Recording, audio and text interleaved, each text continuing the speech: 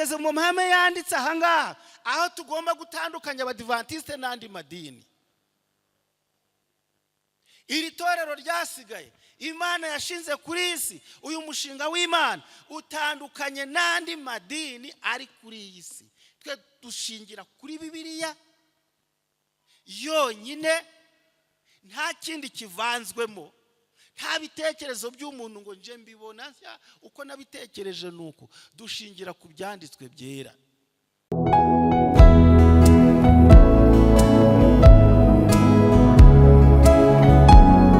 Firidi zabaye enye.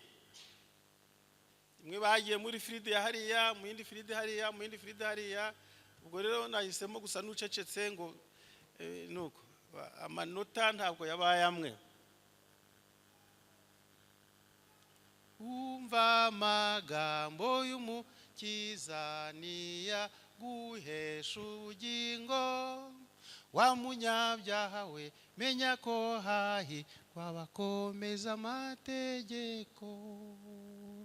Hahirwa bayakomeza yose, nibo bahirwa barahirwa. Hahirwa bayakomeza yose, barahirwa barahirwa. Nuko nyizi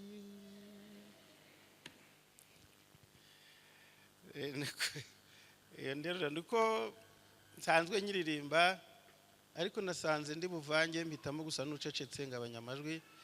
Ariko iyo ndirimbo ijyanye n'isomo tugiye kwiga kuri mugoroba. Twaraye twize uburuhukiro bw'imibiri. Imibiri yacu izaruhuka, tuzaruhuka.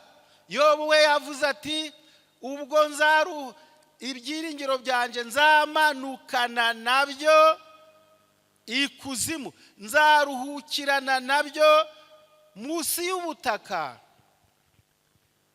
Yohana we yanditse ngo andikuti uhereye none, hahirwa abapfa bapfiriye mu mwami wacu. Mwuka arahamya ngo ye, kugira ngo baruhuke imihate yabo, imirimo yabo irabakurikiye ijyanye nabo.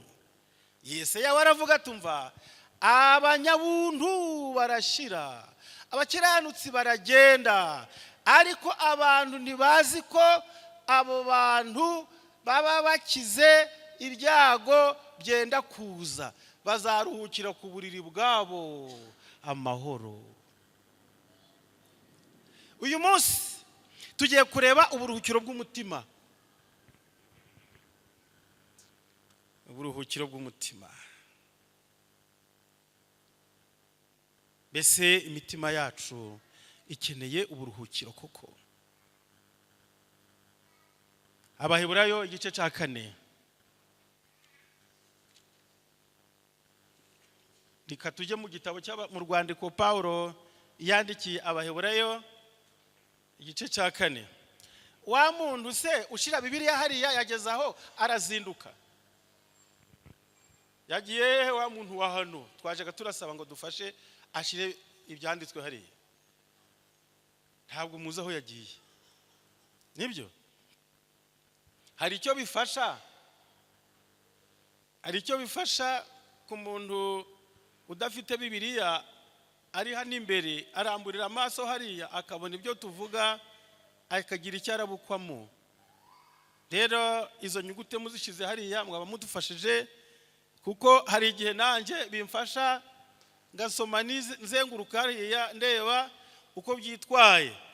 Abaheburayo igice cya 4, Paulo yandikiye Abaheburayo urwandiko, abandikira aya magambo ageze kuri izi nteruro azita uburuhukiro Imana yageneye abayizera.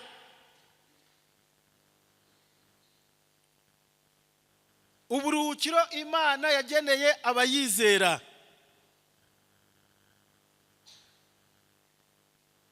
Igeno ryabo byagenewe abizera. Muze gutega amatwi cyane, ntabwo ari ibintu biraza kugarukira hafi cyane, ntabwo ari ibintu biciriritse. nuko rero ubwo isezerano ryo kwinjira mu buruhukiro bwayo rikiriho, dutinye kugira ngo ahari hatagira uwo muri mwe wasa nkaho atarishyikira. Kuko natwe twabwiwe ubutumwa bwiza nk'ababandi, nyamara ijambo bumvise ntiryabagiriye umumaro, kuko abaryumvise bataryakiranye umutima wizera. Naho twebwe,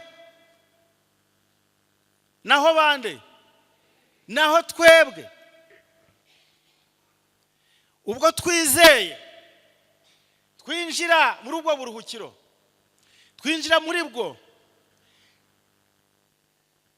Nuko rero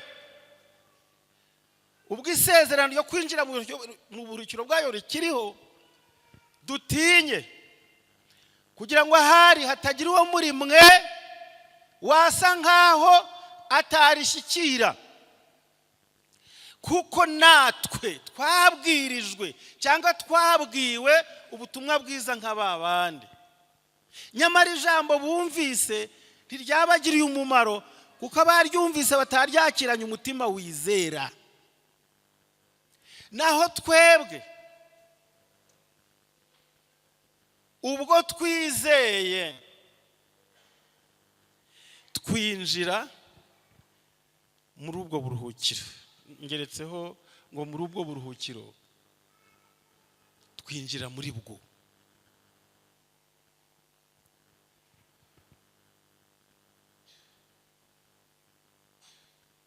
Ubwo yavuze iti narahiranye umujinya wanje ntibazabwinjiramo, ntibazinjira mu buruhukiro bwanje, aribwo Imana yaruhutse irangije imirimo imaze kurema isi. Reka nsubire hejuru rero. Uburuhukiro Imana yageneye abayizera.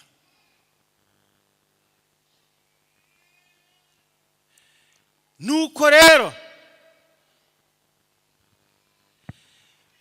ubwo isezerano ryayo rikiriho ryo kwinjira mu buruhukiro bwayo, iryo sezerano ubwo rikiriho, dutinye kugira ngo ahari hatagira umuri twe wasa nkaho wakumva bitamureba. Kuko noneho natwe tumaze kuboneka ko twabwirijwe ubutumwa bwiza nk'ababandi. Babandi ni bande? Turaza kubavugaho umukanya. Babandi bumvise ijambo ryabagiriye umumaro, uko abaryumvise bataryakiranye umutima wizera. Kwizera mu gice cya 11 cy'Abaheburayo, kwizera ni ukumenya rwose iki ibigenza bite. Ni ibyizerwa n'ibyiringirwa.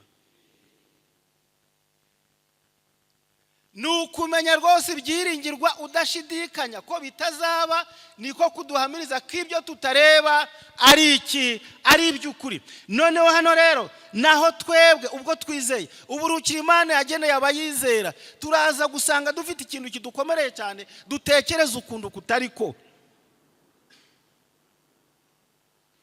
Naho twebwe ubwo twizeye twinjira muri ubwo buruhukiro, nkunze kuganiriza abantu b'Imana, kumva niba nta mwarimu dufite hano ngo adufashe. Twinjira iranshinga, uyu mwanditsi Pawulo ayitondaguye. Harya baracyakoresha ijambo gutondagura? Muvuga ngo iki ubu? Ni ugutondagura. Inshinga muracazitondagura, kuko numvise Ibinyarwanda byaragiye birahinduka. None Pawulo iranshinga, twinjira yayitondaguye mu kihe gihe? Naho twebwe ubwo twizeye twinjira muri ubwo buruhukiro, twinjira muri bwo. Iyi nshinga Pawulo ayikoresheje mu kihe gihe? Nyabuna muntabare mumfashe mwe kungereza. amasomo tugezemo ni ukwiga tukava ku nteruro tuyumvise, interuro tuyumva, interuro tuyumva. Naho twebwe ubwo twizeye twinjira muri ubwo buruhukiro. Iyi nshinga Pawulo ayikoresha. Iyi nteruro ni ingenzi cyane kuko irasobanura ibintu byinshi cyane. Itondaguwe mu kihe gihe? Iki indagihe. Ubundi indagihe zirukungahe? Indagihe ni zingahe? Hakuna mwarimu hapa? Mwarimu. Indagihe ntabwo ndamwibasira keretse yatwibwe. Indagihe zirukungahe? Wiki?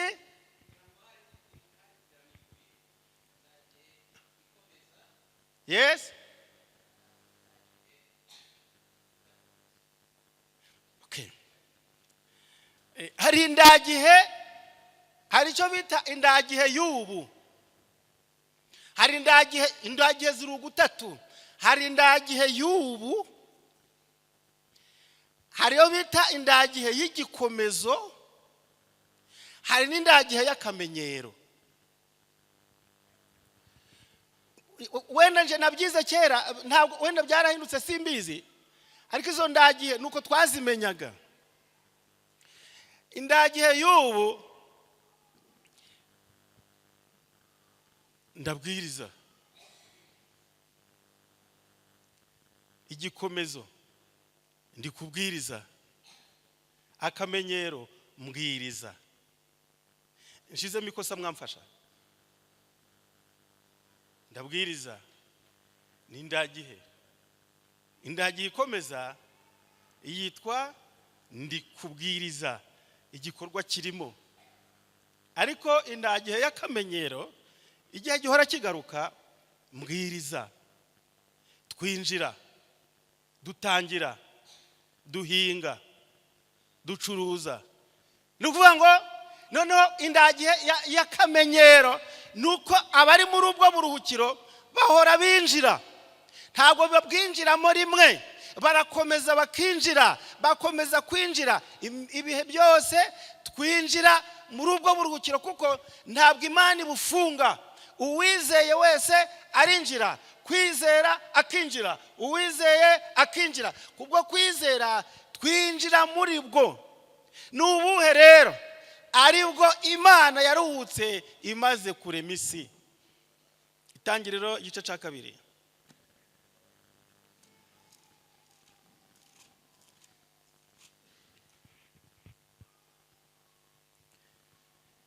Itangiriro igice cya 2, Imana yeza umunsi wa 7.